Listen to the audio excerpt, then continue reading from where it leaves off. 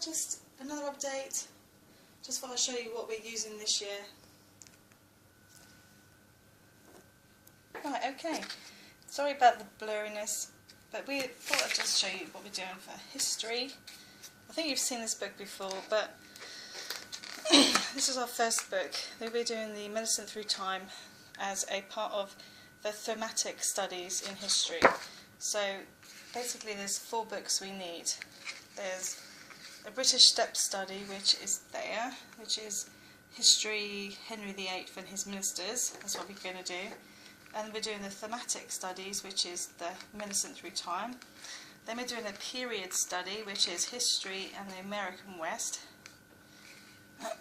Excuse me. And then we're doing a modern depth study, which is obviously Nazi Germany. So they're the 4 books that we're doing. So this is the first one. This is the history and Medicine Through Time. But what we're doing is, if you look at this printout, it's basically chapter 1, chapter 2, chapter 3 and chapter 4.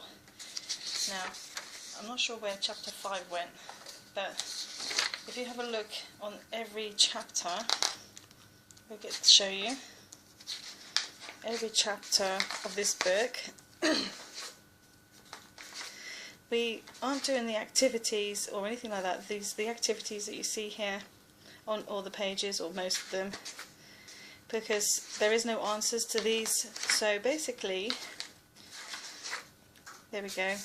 At the end of every chapter or topic that you do, you get a recall quiz, which is about 10 questions. And you can also do an exam tip or exam style question if you wish to. But I didn't get the actual answers to that one, but I have got the answers to that one. So every time she's done a topic, she will basically do the exam. Oh, never mind. She will do the exam about these recall questions, and maybe that. So yeah, so that's what we're doing for history. And these are the actual answers to those topics at the end. Every time we get to the end of the chapter, that's what we're going to be doing. So that's that. Okay. Geography. Now, geography is a new book that we've started this month, this week actually. And we're doing hazardous earth and the climate. But anyway, at the end of every topic in this book, she gets like this one: what a weather system that forms over the ocean in tropical areas and can produce high winds and heavy rain. So she's just got to write what a weather system is, blah blah blah. So she'll do these at the end of every project and topic. And also we got information to read and lesson plans to help with that as well, which is good, because as you haven't got the answers to that book and the history book, then it's a bit awkward. But anyway, so that's what we do. These are the lesson plans as well, which we're using. You can get them from Pearson's Schools and Colleges if you just go online to do that.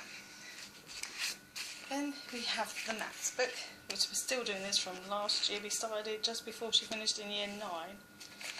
And luckily, it's actually very thick and there are answers in it. So I do advise you buying this book if you need to. This is the answers there. Also, I do suggest, as a helpful part, maybe given as homework, do some print-offs for from the old exam sheets that you can find on Pearson's, and to print up the answers, and then you just give her them as part of the lesson or homework, which also helps, as it's a level as well, isn't it? High level. Okay, next new thing that I did this year is this. I brought this from Amazon a couple of weeks ago, before she started school, and then it's a disc. It's about the conflict anthology poems from Edexcel, sorry. And what it does is it's got audio revision guide, and inside it's got basically how does anger drive the narrators of a poison tree and the class game. It tells you you're comparing these two poems, so it's helpful. And it also gives you an introduction and about both poems, the context of both poems, and the language of both poems, and so forth. So I do recommend you buy that. It's also got a bit in there about all the other poems, I think. Yeah, there we go. Unseen poems. This is the war photographer as well. Gives you a bit of information about the unseen poetry and everything. So yeah, I think that's really good. And this is some of the print-ups I did from that.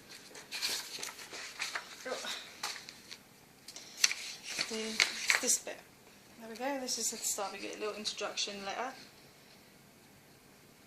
Okay, and then it gives you the language of the Poison Tree by William Blake, and so forth. Every poem is on there, and the context and the language and the structure and the form.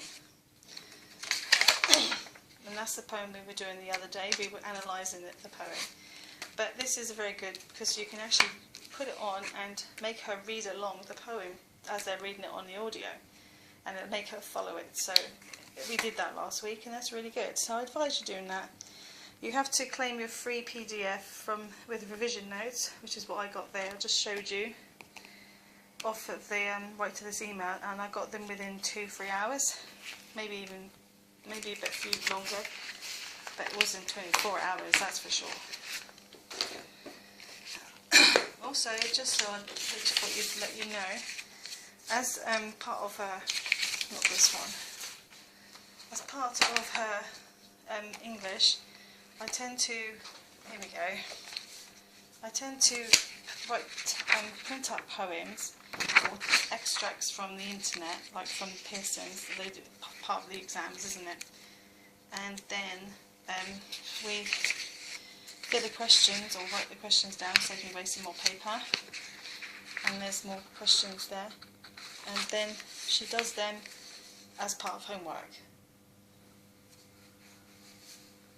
So that's quite good. Yep. Right. Then we go on to her science. Now we've been using this book since last year, so we're on this part at the moment. It's quite good. This is the answers. This comes with a PDF of answers, which I've downloaded anyway. I can't find them anymore, but I got them luckily. And every now and then I've got printouts as well, which I give her for homework. These come from Pearson's schools and colleges as well. So, and there's loads of just random things. But every time she comes, she's doing like environmental in the book.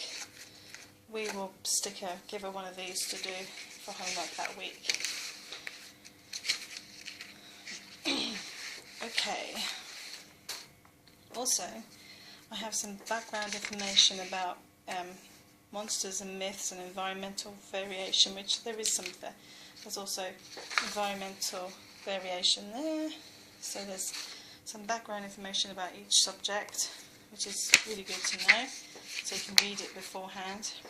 And also, if you want certain worksheets with it, you can go to there and get the certain worksheets for it. Okay, so you can get worksheets on there as well, but you have to hunt for them because it's not easy to find some of these. So yeah. So in my folder, nothing's really changed. I've got the new timetable in there for this year, and then obviously the new calendar for year 10 start, and then just got a monthly of each month in here as well, just to take notes and stuff, plus the usual stuff like the grading system, and then we have the lesson reports that we've done over the years, which I didn't do one for last year because I didn't think I needed to really.